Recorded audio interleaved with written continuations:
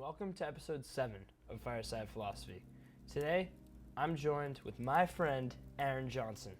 How are you doing today, Aaron? I'm doing great. I'm ready to get down to the nitty gritty, get some real deep thoughts. Maybe make myself question my existence. I don't know. Let's question it. Yeah. All right, so today, I brought you here to talk about influence and mass belief. Why we believe, the information that we do, why we buy into certain things, and all that stuff. So I want to start this off. What does it take for you to believe something you see on the internet? So is it just a tweet from someone you think might be reputable, you'll believe what they say? Do you subconsciously believe it at first sight? Do you ever go in and fact check things? How easily influenced are you into believing things you see online? I'll be completely honest. I'm very easily influenced. If you see something like an opinion or a strong opinion or even something that's called a fact on the internet, at first sight, I do believe it. And I feel it's a very common thing for everyone to believe You see, I'm the same way. Yeah. And then you believe it, but then when you bring it up to somebody, and you talk to somebody, and they're like, dude, what are you saying? That's real. And then you find yourself in this place why did I believe that? Why did I believe that on the internet? Yeah. And it's a continuous loop of you believe these things, and it's really hard to kind of find that, those reputable sources. Yeah. And it's hard to you see something online, and it's hard to say instantly, oh, that's not true, And a lot of times where I start to mess this up is when it's favorable news. Yes. So for me, I'm a big movie guy. So it will be maybe an actor is rumored to be in this movie, right? But then maybe instead of rumored, someone says confirmed. You know what I mean? But I want that actor to be in that movie, so I want to believe this. Yeah. And I think that's a big part of why we believe these things, because maybe they align with our beliefs. Yeah. And then in our wants, and that's why it's easy for us to kind of say, okay, yeah, I want to believe this, so I'll believe it. Because it's comfortable. You lean into what you believe. We saw it a lot with this presidential election. There was so much misinformation. Social media and the internet, it's such a good tool, but it can be such a big weapon too. Yeah. It could really you see it all the opinions flying around, everyone's at each other's throats because there's so much misinformation. It's such a scary thing. And I find myself even now struggling to find good reputable sources, places where I can go and feel comfortable knowing that what they're giving me is the truth 100% of the time. Yeah. Because even with a lot of reputable even social media platforms, websites, they still have their slip-ups. Right. So their biases too. And their biases, yes. Yeah. So it's very hard. Yeah, I definitely agree with that. And it's so easy to just scroll through Twitter and see a fact and just say, okay, and it's so much harder to question that and to really think, oh, is this true? Should I just not believe this? How does that work? But then, when you question too much, it's all right, well then what do I believe and what do I not believe? And then it's all right, well if I question this, I have to question that. And then it's all right, well then what do I really know? So that's another dangerous thing. Yeah, and there's also the power of influence too. You see these people Elon Musk. Let's take Elon Musk for example. Yeah. Insanely smart person. Anything that guy puts out, I'm most likely to believe it at first glance. Right. He could say the moon is yellow and or purple or something, and I would believe it because he seems more knowledgeable on the topic. Yeah. And that's what's dangerous. There's a lot of people who seem knowledgeable on topics, say Elon Musk with space travel, Warren Buffett with stocks and all this stuff. And then you have the other people who claim to be stock experts, like a painting expert or whatever, and they could just be feeding you total lies. Yeah. It's intimidating. Yeah, it's definitely intimidating. For sure. And you see this new age of influencers on YouTube, TikTok, whatever. And they amass these huge followings, And even look at, recently with the Logan Paul and Mayweather fight. Logan Paul has such this following that will believe whatever he says, even though he might have no knowledge on what he's saying at that point, People tend to find people that they like attach themselves to. And then these big social media influencers are able to like steer so many people one way or the other when they might have no qualifications to do so. But at the same time, is it that influencer's responsibility to acknowledge that they're an influencer and therefore censor themselves? Because I don't think that's fair either.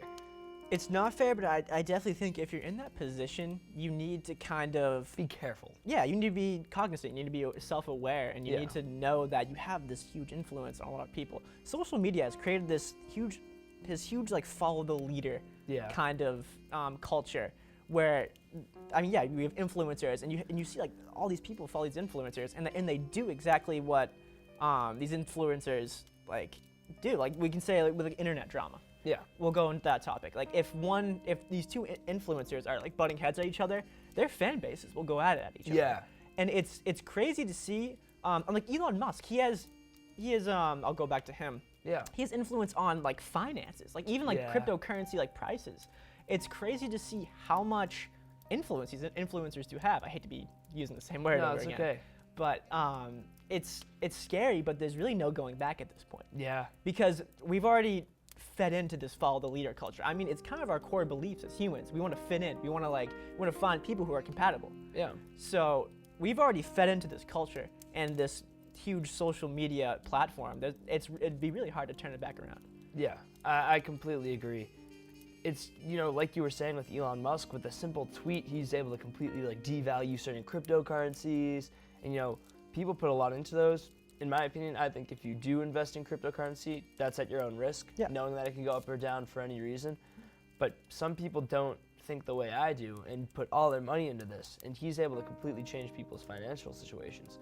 So we're seeing that, now these big companies like Facebook, YouTube, Instagram have more power than even some branches of government, which is just crazy, And on those, you have your influencers, but these platforms also have influence because they are controlling what you see and what you don't see. Yeah, I mean, take Twitter and Facebook, for example, and Instagram. Donald Trump was banned from all of that. Yeah. His opinion is silenced. Right. And I mean, it's up to, it's like, obviously, it's up to anyone's interpretation whether it was warranted or not, but still, they had the power to censor this man and to really silence him, which is crazy. Because do you see anything from him anymore? No. Exactly. He's gone. It's like it's gone. He doesn't exist.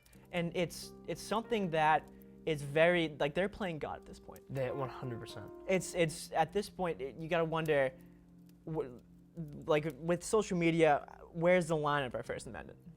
Because obviously you could say there's a difference between free speech and hate speech. Right.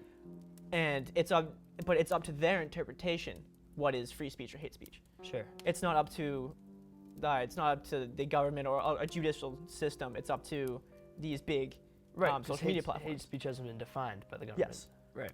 So it really does cause like that dilemma, right? Absolutely. And the problem is with platforms like, let's take Facebook or YouTube.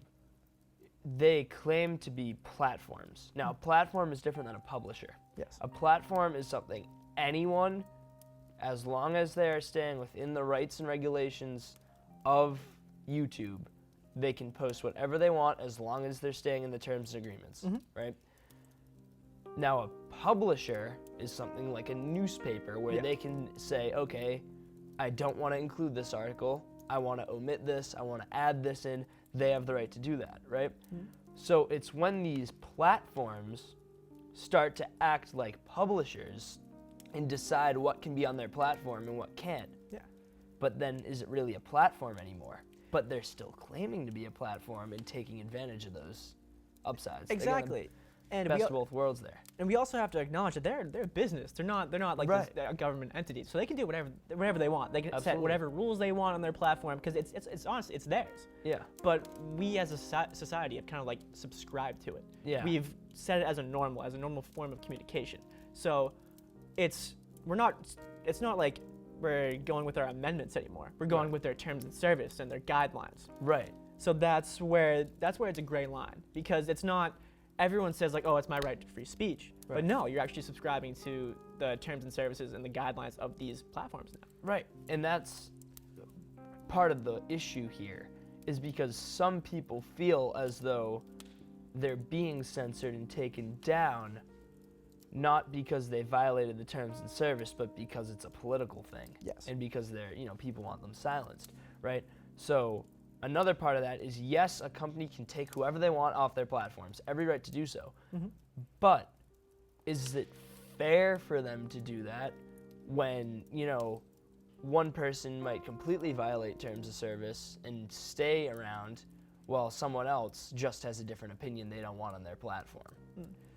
And exactly, I feel like there's still a huge amount of gray area Yeah. as to what falls between an argument with like the company and like silencing free speech, because it's so, I think that's something that needs to really be defined and that really needs to be stated, because they can do whatever they want now if it's not really described out there. Yeah. And not put out there, but also, do they need to? It's such a big dilemma, Right. with these companies. Should companies be held accountable when they punish people for things that aren't in violation of their terms and agreements? Yes, Right?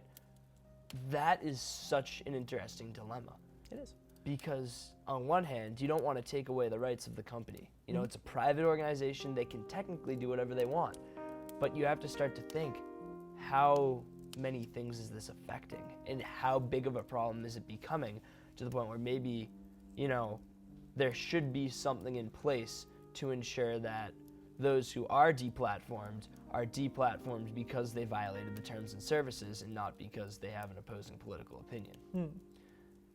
It's such a slippery slope. It is such a slippery Yeah. slope, and it's something we can't really come to a consensus on, because we don't know. There's too many unknowns with like, I mean, I'm not educated on the topic, Right. so I can't really speak for it. But we've seen kind of, I feel like social media creates a lot more arguments because people don't know how to communicate and what makes it so they violate like Yeah. a terms and service agreement, and then like their stuff can get taken down. And I feel like with all these companies, they're subscribing to cancel culture, Yeah. which in turn kind of creates more misunderstanding. And it's just, there's a lot for me, or my perception of social media, there's a lot that I don't know about it, and a lot of like things that I could say something and I can get censored and they don't have to tell me why. Right. So it's definitely a different gray area, Right. but let's And move that's on. the same because thing, though, but is there a responsibility from these companies for them to tell you why you're being deplatformed? It's not really, yeah, they That's can the just issue. take you off because it's our because it's it's our their platform. company. Yeah. Um, It's so hard because you want to give these companies the right to do that, and obviously they have the right to do that, and you want them to maintain the right to do whatever they want with their company. But you have to consider how many other things and how big of an impact it's having on the world, So at what point is it okay to let these companies have their power? How far are we willing to let that go? How much are we willing to let them change and influence? And what I kind of want to more focus on is, why do we see this kind of, I don't want to call it corruption, because it's not corruption, they're doing what they want with their own company. Right. But we see these strategies used as a society, and we just subscribe to it. We're complacent to it. Yeah. A lot of people, I feel like we've created a culture of, we out these issues, but we do nothing about it. Yeah. So it's a really interesting thought just to think, why do we follow this? Why do we subscribe to and use these platforms when we don't think that they're healthy for us, but we continue to do it? Right. Because you and I can sit here and talk about how, it's not fair that some people are deplatformed, Yeah. or how, how easy it is to spread misinformation on these websites. But I still scroll through Twitter every day. Exactly. And I think what it is, it's just such a big part of our culture. Yeah. Now, you know that I tried to stay off social media for most of my life. I have just recently this year got Twitter, Instagram, and Snapchat. Mm-hmm. It was never my thing. I was never into it. And even that I have it now, I don't really go on Instagram that much. I mainly did it to, keep in touch with people from high school, meet people I'll be going to college with, that type of thing. And same with Snapchat. But I will say with Twitter, I mainly use that to follow, like, trusted news sources, not for news, because I don't really have any of those, but for, like, movie news and stuff like that. Discussing Film is probably the account that I use Twitter for the most, because I can go on to Discussing Film's Twitter. I know they're reputable. They've been reputable in the past. And I can go on and see what, like, the latest castings are, or, like, the new, like, movies that are set to be, like, made. So I use it for news, but very sparingly. And it's mainly for, like, my entertainment and, like, gaming news for the most part. And to be honest, I joined a lot of my social media platforms because a lot of other people are joining them. Sure. It's like, oh, like, we have Instagram, come, like, join Instagram, come check out our Instagram page. Sure. And that's how, like, I've gotten on all these platforms. It's a lot of, I feel like peer pressure is the wrong word. It kind of brings a negative connotation. Yeah. But it was definitely kind of like, oh, all my friends are on it. Why wouldn't I join it too? Yeah.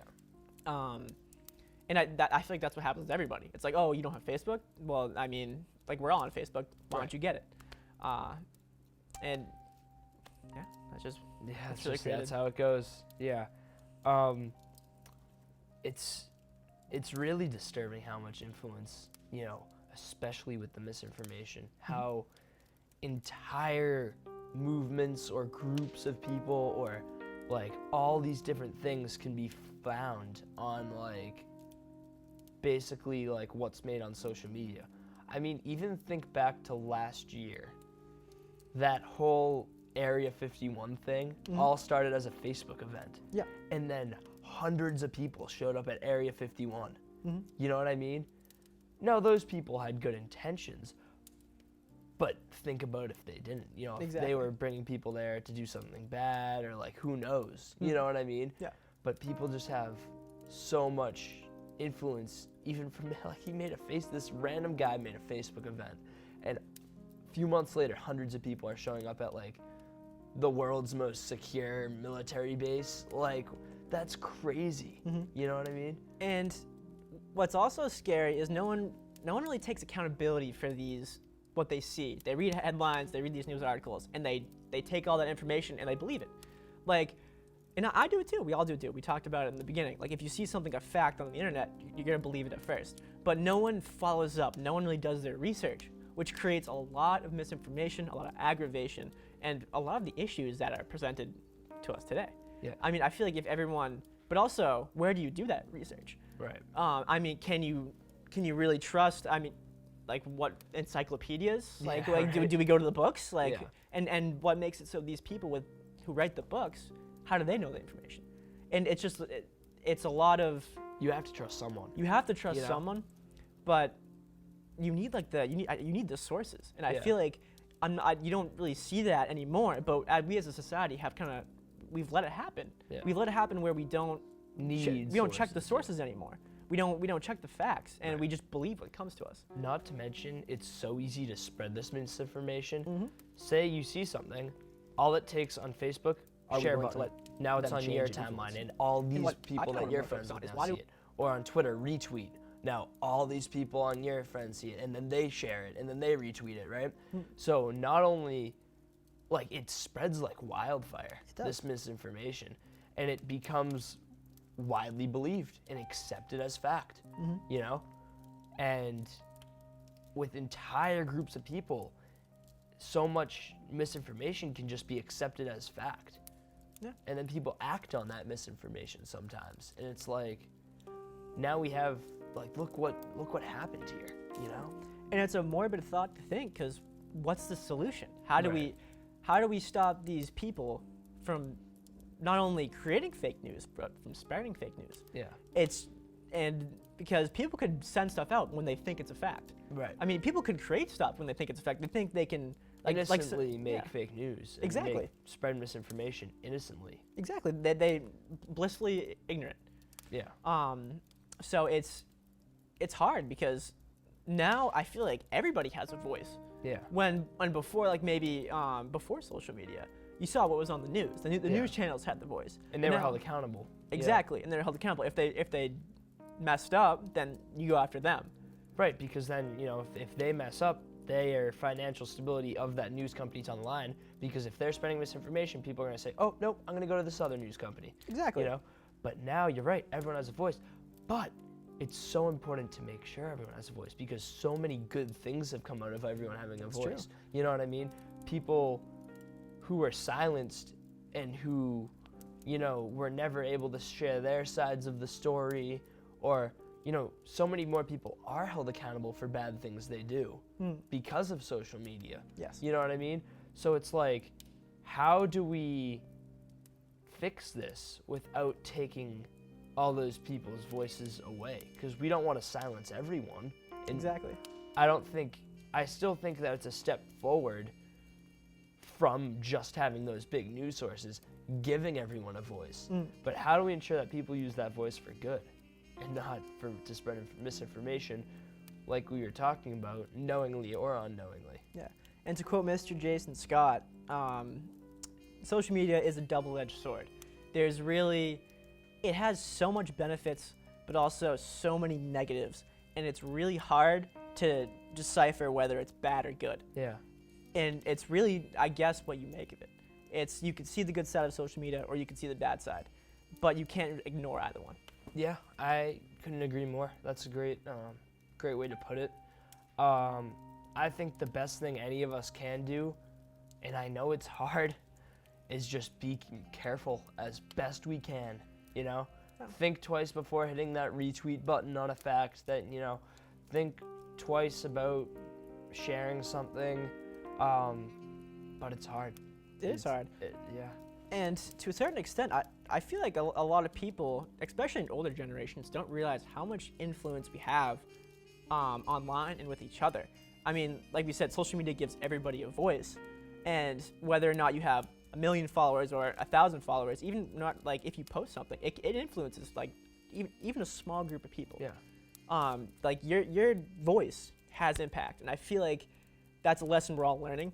Yeah. Especially with the younger generations, it's like everybody is held accountable, but also on social media, like everyone's held accountable. But if I spread fake news, I spread someone else's fake news, and then they go back and back and back. Right. And then even though I'm held accountable for spreading the fake news, we never really find the source because there's so much being spread. Because it's already gone so far. Exactly.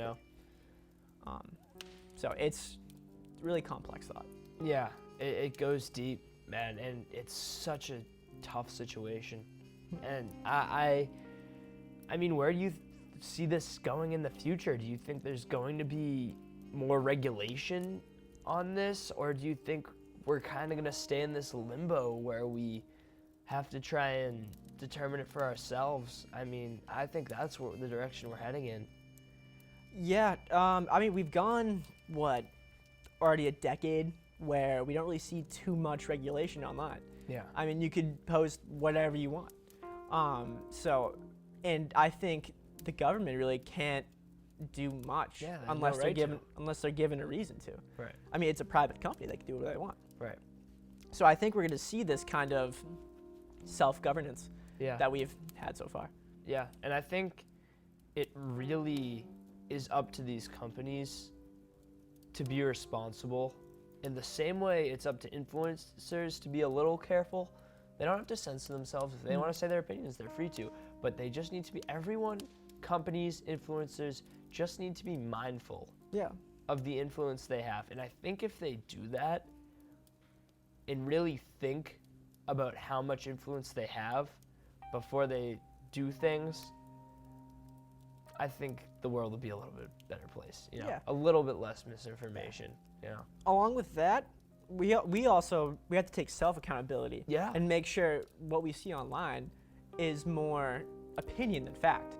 And then from there, we take that opinion and then try to back it up with the facts we're given. Right. I mean, like, I could go on the Uber Facts on Twitter. I love Uber Facts. Uber Facts is great. You usually love Uber Facts. And I love reading all the facts, but also, since it's on social media, I can't see it as a fact. Right. I really have to I have to be like, that's cool, and I know this is an uber fact. It's a fact. Twitter, but I can't be sure. Where's the sources? The sources aren't there. No. So, yeah, I guess everyone's got to do their own research. Yeah, I think everyone has to be accountable. These influencers, these companies, and us. We all just have to be aware of the situation we're in. I think that's all we can do. Is just be self-conscious and self-aware of the situation. And if everyone does that just a little bit, including us, including me, including you, I think that, if everyone does their part just a little, things can get a little bit better, and there'll be a little less misinformation spreading. Yeah. But I don't think there's a permanent solution to the problem. I don't think there's a permanent solution. I feel like everyone just needs to realize that you have way more influence than you think. Yeah. Way more influence. And that could be used for good too. This isn't a negative topic. I mean, widespread influence can be used to stop, bad things from happening. Where everything is on like social media and stuff, it's harder to get away with bad things, and that's good. Yeah. It's so much harder to get away with these like evil acts because everyone has a phone camera and anyone can post that to anywhere. So Absolutely. having influence, even these big influencers, we talked about how they can say one thing and it can, make everyone believe this. Well, what if they say something that's like, well, I think of like Mr. Beast, big influencer, millions and millions of people, made this big movement about planting trees. People all over the world plant trees, right? And that's like a positive thing. Yeah. And I donated to Team Trees. Yeah, right? So like this influence, we'll go on more of like a positive note here because influence can be used for good, and I think that's why we haven't said let's axe it. Yeah. Because it can be, there's so many instances of social media and influence and mass belief of any type being used for so many positive movements that have made change, So I think that's like a good outlook, Yeah. Well, thank you for coming on. This was quite the discussion. I always leave these Fireside Philosophy episodes like really thinking about like how crazy all this stuff is, So thanks for coming on, Aaron. You're welcome. It's been a great pleasure to have you on the show. Yeah, it's been awesome to be by the fireplace, hear it crackling, and really get down in the nitty gritty. Yeah, it's good talking to you. Well, that is it for episode 7 of Fireside Philosophy. Thanks for watching, and stay tuned for the season finale, episode 8, coming to you soon. Thanks for watching.